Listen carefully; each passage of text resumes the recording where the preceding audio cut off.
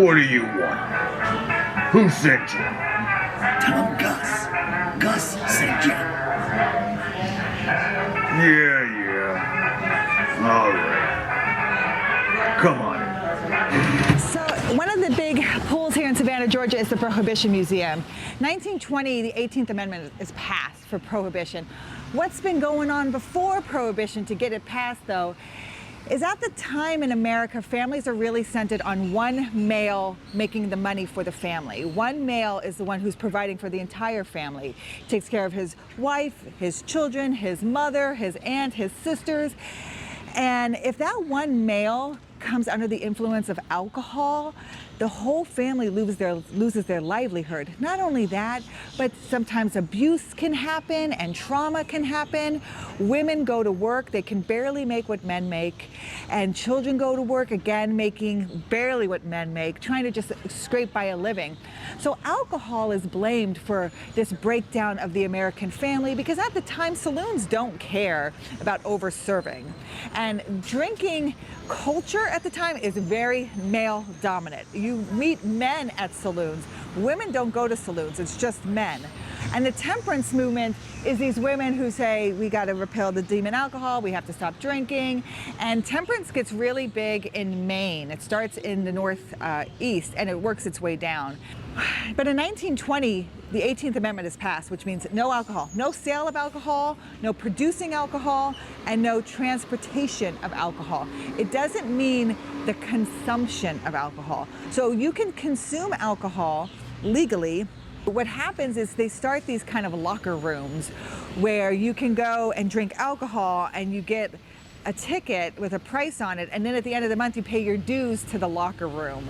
And now we're going to go into the Prohibition Museum that's going to tell us all about the history and the influence that that's going to have on America, because a lot of things are going to come out of Prohibition. You're going to get the Roaring Twenties, you're going to get gangsters, you're going to get women getting the right to vote. And why is the Prohibition Museum in Savannah, Georgia? Savannah has a very interesting topography that makes it very unique to getting alcohol up the coast from Bermuda, especially rum, up from the Caribbean, and then getting it into America through these island inlets that only, traffickers would know the ways to go, and they use these speedboats that are faster than the Coast Guard boats, the federal boats, and then they're able to get it in here to the city. The city has underground tunnels, and then they're able to get it on cars and then run it into America. And that's why you get Al Capone here. His car mechanic is here, and Savannah is so uniquely located to be the forefront for the running of illegal alcohol during the Prohibition era. Oh, this is so neat. How's everyone doing today? Good.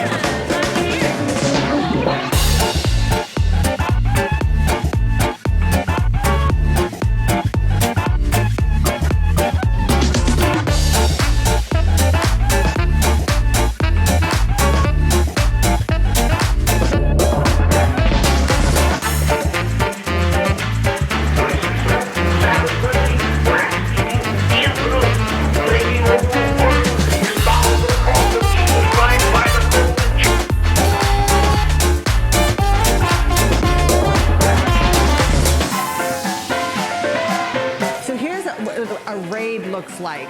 So cops would raid a place that's storing alcohol, make them bust open the alcohol and put it down into the sewer.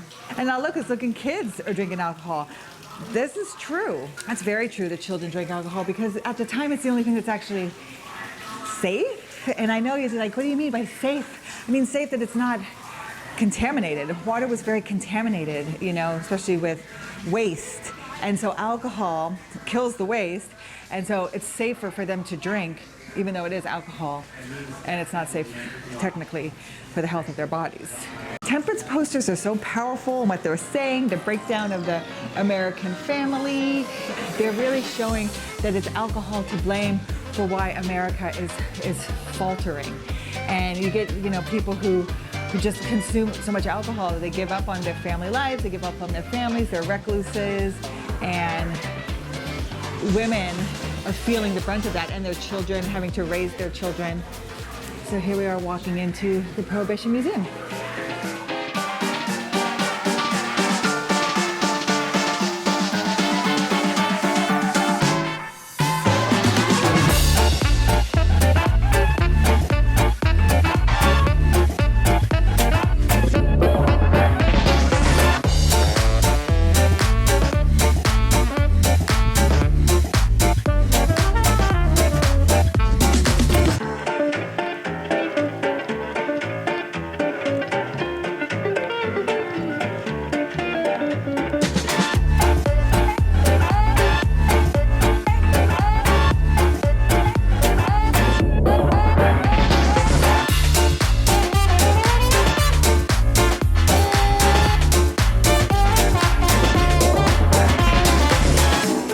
It says the first income tax was passed the year before Prohibition to replace lost revenue from liquor taxes.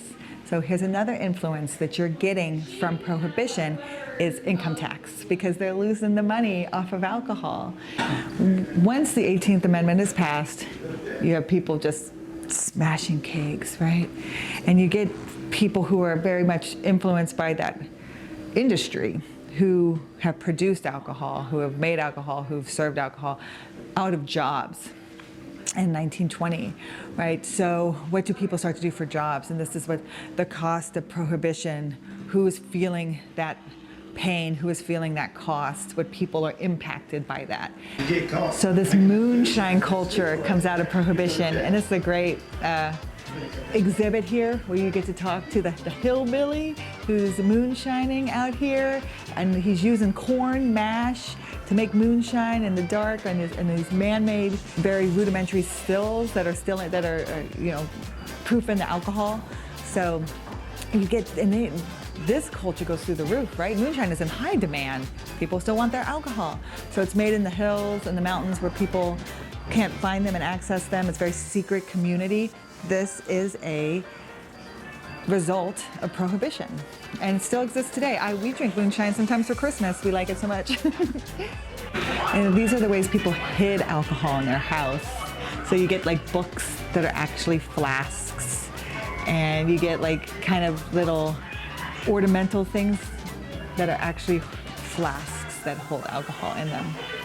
And you get people who learn how to make booze in their houses. So their own homemade stills here. It becomes a way of life. People learn how to do it. And then you get gangsters who are gonna, they're willing to take the risk and load it into their cars and run it up to Chicago, run it down.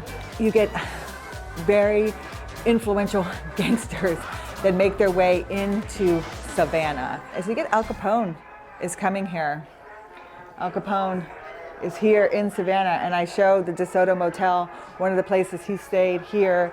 And one of the things that's very unique about Savannah and Al Capone is his mechanic was here, because when they initially get the alcohol into the cars, they know the one location where they're leaving from. So feds would stop there and try to shoot out the radiator, and the mechanic here could fix that or reinforce that. And so you get your mechanic out of Savannah because it's the one location everyone's leaving from. Once they get out of the city, they're dispersed enough that you're not sure who is illegally transporting alcohol, but knowing where they're leaving from. So another outcome of Prohibition is NASCAR. Moonshine runners, ever the origin of NASCAR. That makes sense, right? They're running alcohol, they're making their cars faster so they can outrun the feds. They're, putting alcohol in the trunks of the car, but then it's like, ooh, who can make the fastest car? Race each other, we can test each other, and this is where this is coming from.